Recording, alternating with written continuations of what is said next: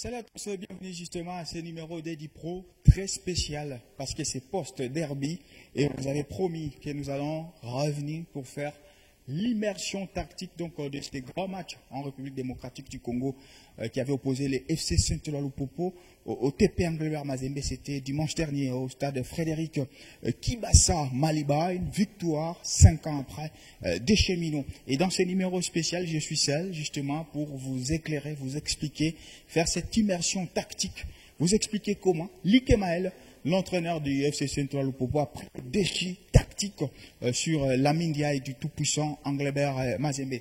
Et pour ce qui est des prérequis, il y aura quelques vidéos que vous allez avoir, mais le prérequis, c'est que la force de Lamine Diaye, la force du tout-puissant Englebert Mazembe a toujours été sa dimension physique, sa dimension athlétique qui a toujours fait du mal aux adversaires, puisque cette souplesse technique ou physique leur permet souvent de faire des pressings et des contre-pressings dans les abords des surfaces adverses. Mais ce dimanche-là, c'était l'inverse. C'était Liké Maël qui a donné un tout petit peu le tempo au milieu de terrain et a essayé un tout petit peu d'asphyxier le TP Englebert Mazembe. Et physiquement, à l'image d'un Kazema Basso qui va faire de la misère pendant 90 minutes à Ibrahima Keïta, à l'image même de Onso Mwaku, par ses déplacements, il va créer de la misère dans l'axe de la défense de cette équipe du TP Englebert Mazembe. Conséquence, le capitaine Tambwe Kalonji va sortir juste après 45 minutes. Donc physiquement et en termes de pressing, notre ami Liké Maël a donc étouffé Lamine Diaye. On va partir avec la première vidéo. Ici, on va illustrer le pressing qui sera fait par l'équipe de Lupopo. Ça sera d'ailleurs dans la moitié de terrain du tout-puissant Englebert Mazembe. C'est milliers avec OCT.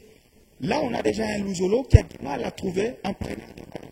Il cible le pressing d'un joueur du FC Saint-Eloi-Lupopo. Alors, on voit ici le pressing qui sera fait justement par Lys Niembo. Et Lys Niembo qui va faire mal pendant tout le match à cette équipe du FC Saint-Eloi-Lupopo. Et pour la première fois, on va voir quand même quelques désorganisations défensives de cette équipe du tout-puissant Englebert Mazembe. Ils sont dans la surface de réparation. C'est vrai qu'ils vont réussir à stopper la passe en retrait. Mais on y voit quand même quelques frictions dans ce pressing. On va prendre la seconde vidéo. Encore une fois de plus, ça va illustrer le pressing haut qui sera fait par les cheminots, qui va cette fois empêcher cette équipe de Lupopo, de Mazembe à pouvoir se relancer. Là, vous avez 3 cheminots et le 4e qui vient en appui. Et Mazembe aura du mal à sortir de son camp. Ils vont avoir du mal à sortir. Pourquoi? Puisque dans la fin des matchs, on avait un certain Lys Niembo qui était en tant que dans les déroulés de la rencontre. Lys Niembo était tout simplement en train de faire les décrochages dans la cœur du jeu. C'est que un tout petit peu seul et le TP avait du mal. Et il va encore perdre les ballons par un pressing qui sera fait par un cheminot. Le Mazembe, pendant tout le match, avait du mal à sortir de son camp, à apporter le ballon justement dans le camp adverse pour pouvoir se procurer des occasions. Pourquoi? Parce que le milieu, qui était normalement composé de Zemang ainsi que d'Engimi, les deux étaient plus défensifs et ils ont laissé notre ami Badamassi un peu seul, comme 6, et il faisait face à qui?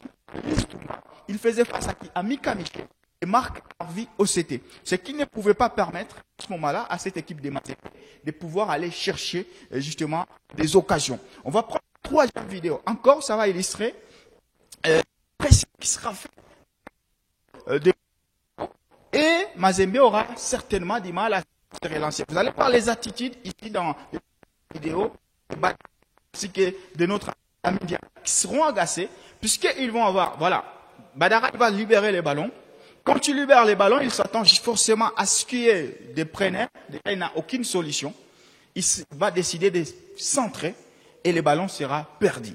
Pourquoi? Puisqu'il n'y avait personne pour venir chercher le ballon auprès de Badara, parce que ça se passe comme ça, quand le gardien a le ballon, forcément, il doit compter sur les gens qui vont lui donner les disponibilités. Soit un 6 qui rentre, soit un 4 qui s'excentre, c'était comme ça. Mais Mazembe était tellement amorphe et ne pouvait pas avoir justement cette occasion. Pourquoi? Puisque physiquement, ils étaient déjà amoindris et le pressing était haut. Et on va le voir sur le but va être marqué par lui.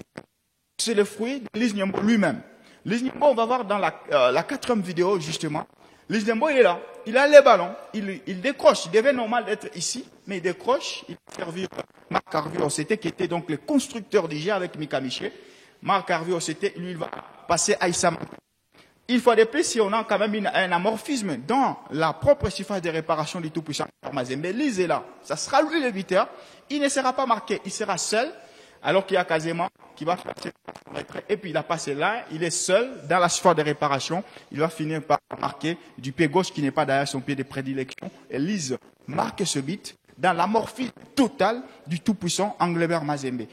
Dans ce duel-là, dans ce derby-là, Mazembe a perdu dans ce point les plus forts qu'on reconnaît. Défensivement, il y avait une désorganisation parce qu'après 45 minutes, le capitaine Tambwe Kalonji sera obligé de rester dans le vestiaire parce qu'il sera remplacé. C'était trop lui demander dans ce match-là. Et puis physiquement, comme s'il y a une sorte de surcharge musculaire. Lamine Ndiaye travaille tellement, ou surtravaille tellement ce joueur-là, que quand le match a commencé, on a eu l'impression que le joueur était déjà fatigué avant que même le match ne commence. Et là où Kemael a étouffé Lamine Ndiaye, c'est dans le rôle qu'il donne à Liz Nyembo qui sera arbitre. Longtemps, Liz Nyembo faisait les décrochages dans le cœur du jeu. Ce faisait qu'aujourd'hui, Lupopo, dans ce match ce dimanche, était à 3 offensifs, milieux offensifs. Ça veut dire qu'il y avait Orsete, Liz Nyembo et Mika Miché.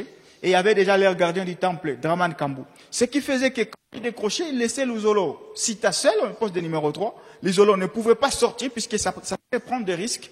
Luzolo n'avait pas de rôle puisqu'il n'avait pas d'adversaire avec lui.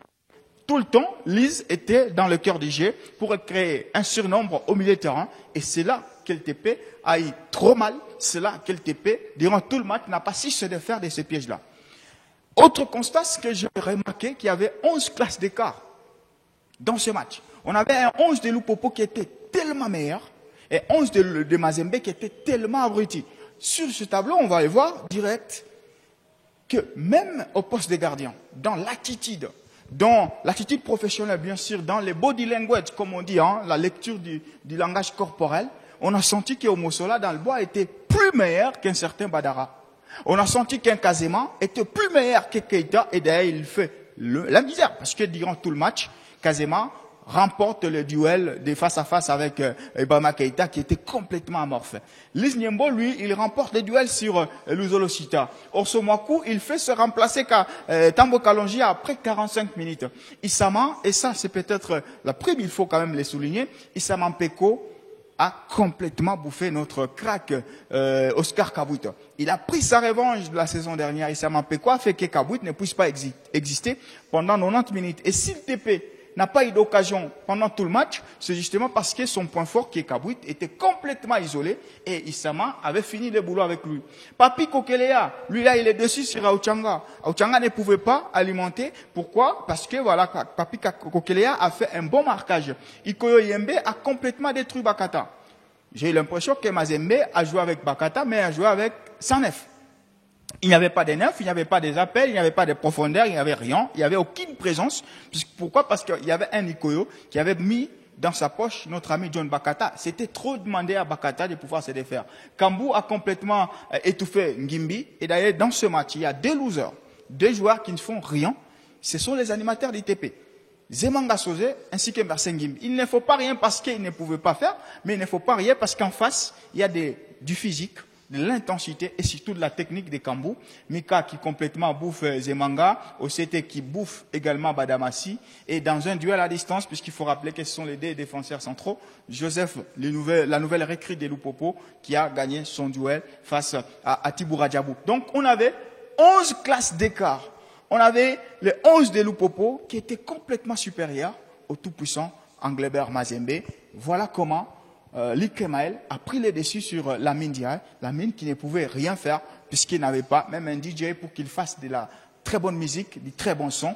Il doit avoir un matos nécessaire. Sauf que Lamine, il n'avait pas de matos nécessaires dans ce duel-là. Et donc, coup de chapeau à Likemael qui, dans un peu de temps, a réussi à créer un cadre tactique, a réussi à rehausser techniquement certains joueurs en donnant les rôles prépondérants à Liz Nyembo qui a fini par cloué au sol le tout-puissant Englebert Mazembe.